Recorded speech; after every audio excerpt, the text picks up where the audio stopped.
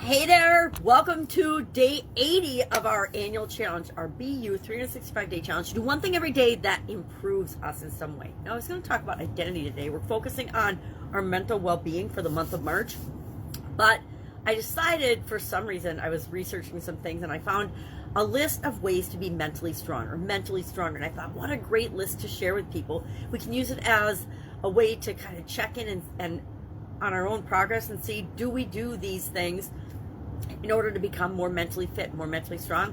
Or if we don't, are there some that we could explore? So I'm going to share this list with you briefly. And as I go, I'll tell you the ones that I do, and I'll tell you the ones I need to work on a little more because I am not necessarily great at them, but I probably could be if I want to be more mentally strong. So number one, focus on the present moment. Do you live in the now, or are you thinking about the past or worrying about the future? Anytime you're spending thinking about the past or worrying or thinking about the future, not planning for the future. Planning for the future, future pacing is good and helps us to prepare and be mentally strong. But most of our time needs to be spent in the present moment, being present with the people and the situations and the experiences that we're currently living. Focusing on the present moment, I would say when I was younger, I seldom, if ever, focused on the present moment. I would be there, but my mind was somewhere else almost all of the time. And the older I got, the more I realized what I was missing out on by not being attentive to the situation and the experience that I was a part of right now. Number two, embrace adversity. Yeah, that's a tough one for a lot of us. Sometimes I want to just choose not to participate and run away, but I know that adversity shows up in our lives and in my life, as well as yours, to show us something, to teach us something for a reason. It just doesn't show up willy-nilly. It's there either as a result of consequences and decisions and choices we've made before, or to show us that we need to think differently or behave differently or do something different than we have in the past. Number three, exercise your mind. Do things that keep your mind sharp. The older I get, the more I find I like doing these things because I don't want to forget things. I want to have a mind like a steel trap, like we're going to talk about in our Supersize Your Business idiom today. I want to be sharp up until the end, right? I don't want to be forgetting things. And I do, like everybody else. As we get older, we forget things. You know, you walk into the kitchen to get something and you're like, what'd I walk in here to? Are you for? Or I'll say, where's my cell phone? And I'll be holding it in my hand or something. We all have those. I call them senior moments. Now that I'm a senior, I can call them senior moments. Number four, 1, 2, 3, 4. Exercise your mind. Challenge yourself is, I skipped something. Exercise your mind. Okay, was 3. 4 is challenge yourself. So find ways to continually improve and grow and become a better version of you all the time. That's what this challenge is all about. Just doing one little thing every day to get to know yourself better, to choose and take more personal responsibility in how you want to behave and how you want to show up in the world. Number 5, respond positively. Okay, in a world that's very, very negative, this one can be a big challenge. But when we respond positively, or sometimes consciously choose not to participate, that can be, if it's not negative, it leans more toward positive.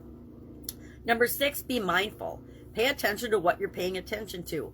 Do things on purpose more than just randomly do things. Number 7, don't be defeated by fear. Again, a tough one for most of us human beings because there's so many things set up to make us feel more afraid.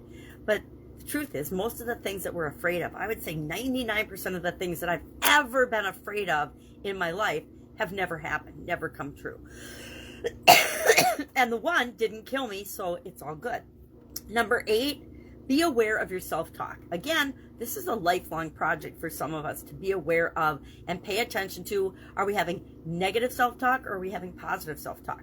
I have got an automatic negative voice in my head. For the longest time, and this was hard to admit, I remember waking up one morning and realizing that the voice I heard first in my head was that of my ex-husband. Now, he was my ex-husband, and he'd been my ex-husband, for like 5 years. And I realized one day with shock and dismay and awe that that was the first voice I heard in my head. It wasn't my own voice. And so I erased his voice and put my own voice in there. And that made a huge difference in how strong I was mentally. So it's amazing how many things on a subconscious level are affecting us, and we aren't consciously aware of it until we're ready to be consciously aware of it, and then we do something about it. Mindful. Don't be defeated by your fear. It's easy to feel bad when we make mistakes or are afraid of something, but we're all afraid of stuff. We're all afraid of some things. I don't like snakes. I don't like spiders. I don't like anything without legs that can move that fast. So I'm also not so much anymore, but I used to have a terrible fear of heights. I think it's because I fell off a jungle gym on my head in like first grade or something in grade school. Number 9, rid yourself of can't. Now this is one of my favorites because when we were little girls, I grew up with a family of all sisters. My dad taught us that there's no such thing as can't. One of the things I heard come out of his mouth regularly was, we would say, I can't do something. You know, little girls want their dad to do stuff for them. So we'd say, Dad, I can't do this. And he'd say, there's no such thing as can't. And then he'd show us how to do it. And then we would do it. And I learned early on that I can say I won't do it. I can push against it. I can decide that I don't want to participate. I can make excuses. But there's very few things that we cannot do if we get creative and put our mind to doing it. We can achieve just about anything.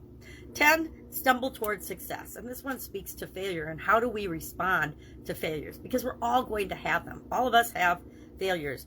The truth is, the most successful people you've ever seen or will meet have had probably 5 to 10 times more failures than we have, than I have, than you have, because they're willing to go up to bat more often. They'll try new things, they'll do new things, and they know that everything that they try that doesn't work is just a stepping stone leading them to the final success that they want to achieve.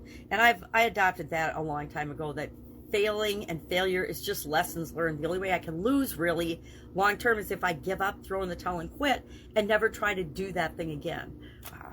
After I lost my vision, I tried to play tennis for like 10 years after that. I lost the vision in my left eye first. And what happens when you can only see out of one eye is you have zero depth perception. So I would go out and try to play tennis with my friends, and they were very patient with me. But I would miss the ball by like 3 feet or so. And I never put enough time and energy into making it okay and figuring out how to compensate for that vision weirdness. But I did try for a long time and I got better and better, but I never got to be a great tennis player again because I could only see out of one eye. And it became less important to me than other things that I was pursuing. So even though we fail, we'll keep trying until we find solutions. And that leads us to number 11, which is find solutions. So what did I do? I found other activities that I enjoyed as much as or more than playing tennis. And I used to love to play tennis in high school and in grade school, high school, and even in college until I lost my eyesight in my late college career. I loved playing tennis. So I had to find solutions that would give me that same love of and energy and physical fitness and activity and something to do that I love to do. I had to find different alternatives and then put them into play.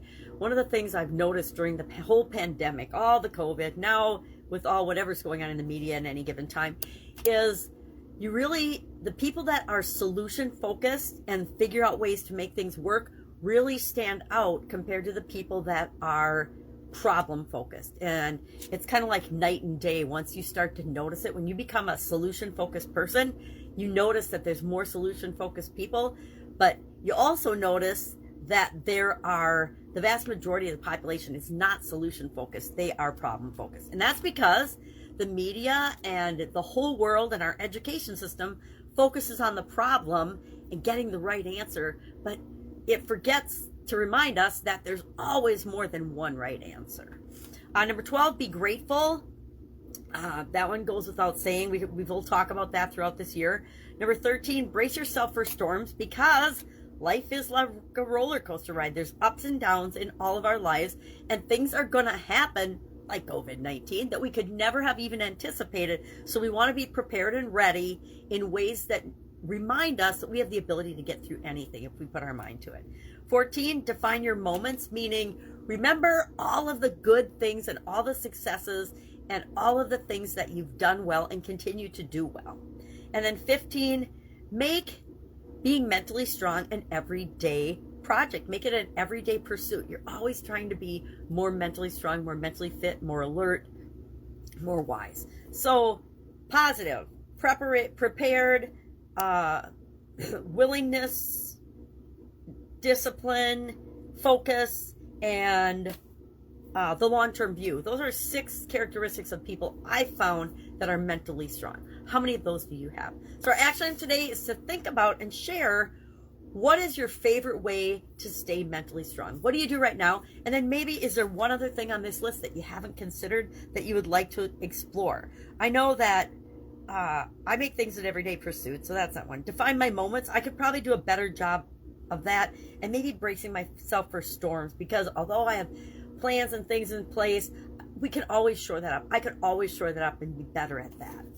All right, that is our challenge for today. Like I said, we're going to talk about identity, but we'll talk about that tomorrow, because for some reason I felt like we needed to talk about being mentally strong first. All right, any questions, ask. Otherwise, I will be with you tomorrow. Have an awesome day. Be mentally strong on Monday. Bye.